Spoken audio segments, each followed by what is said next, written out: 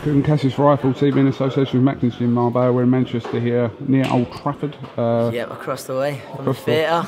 Gonna beat you by Sunday. Oh, giving up on football now, ain't?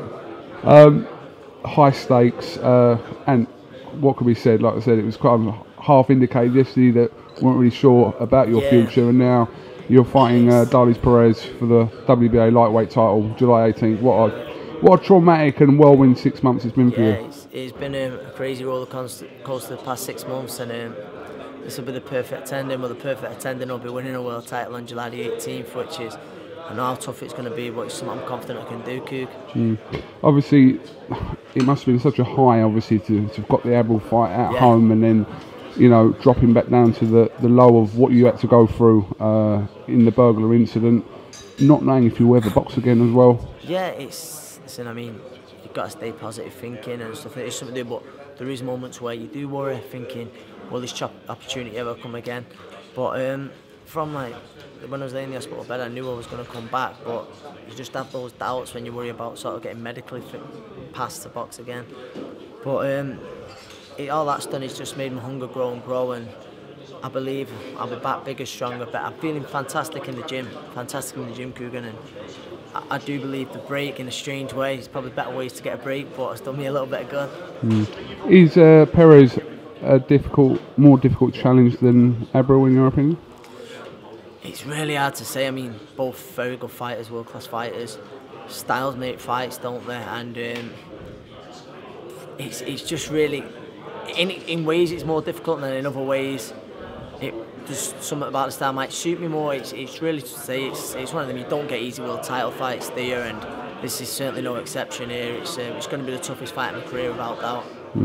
Did you consider taking an 8 or 10 rounder in preparation for this? Honestly, I said straight away to Eve, I'll go straight back in there with the big boys. And obviously, when I didn't know this chance was going to come, but when this chance came, it's got to be crazy to turn down a world title fight, because I know more than most world title fights can go like that. So I might have turned this down and said, I want to fight an 8 or 10 rounder.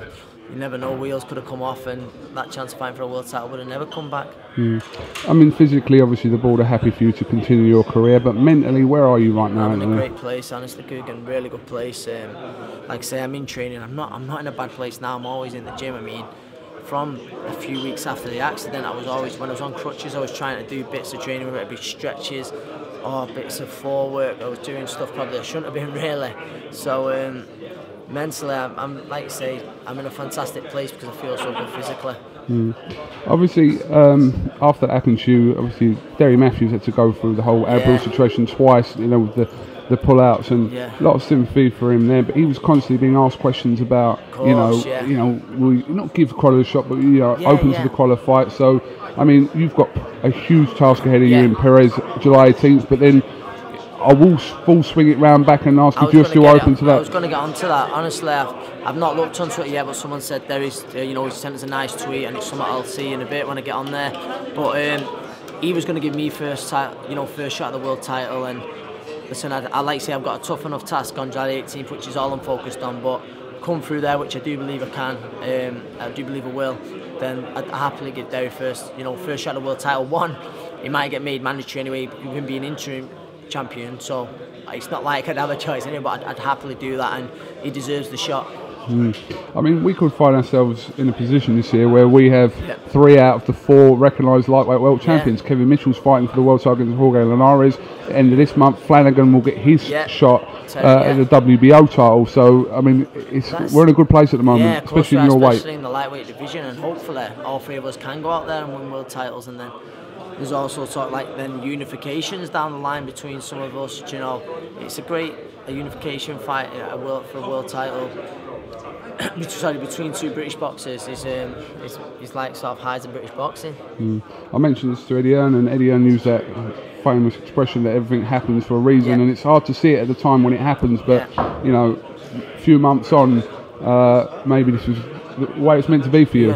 Honestly, I remember Eddie saying to me, I'm a believer in that, and I don't know what the reason is at the minute, I can't, but I'm sure in time we'll find out, and it's something that stuck with me, and I do believe now the opportunities for men, there's going to be more support there for me, and like you say, I think everything that's gone on has made me much stronger mentally. I'm in a much better place now for this fight in July, and maybe that's the reason.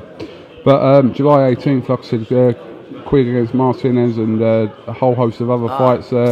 Manchester Arena should be hopefully a special night. Yeah, it's a fantastic bill, KUGAN, and like you said, so one or two of the lads here tonight, but I'm training alongside Scott Quigg. He's got the biggest fight of his career that night, so we're both in really big fights, and to be pushing each other side by side, it's great to do that, you know, with your gym mate, and obviously not just gym mate, but my mate outside of boxing as well.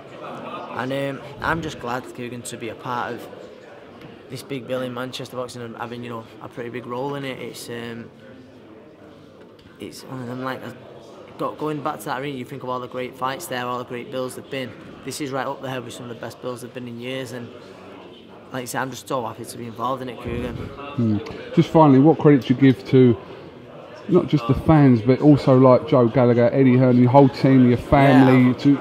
They're going to stick by you through the good and the bad times anyway, but you know, it's come full circle. They've played a huge part. They've played an absolutely huge part in getting me to this place today. I was saying at the time of the incident, I was getting from social media tweets from people up and down the country. Family, I'm very lucky to have a great family to support me, and like you just mentioned there, the training team around me and Eddie. These at Matchroom, and it's great speaking, you know, seeing them at the show, and they was all on to me once it happened, and they seem really happy today, which also means a lot for me. So they've worked hard getting me the fight, but they're really proud to deliver the fight as well, which is really nice of them. All right, well, listen, Anthony Crolla, thank you very much for giving Michael TV a little bit of time, and best of luck on the July the 18th, and we'll catch up with you ahead of that fight. Catch up soon, mate. Thank you very much. Take care, Q. Cheers, mate.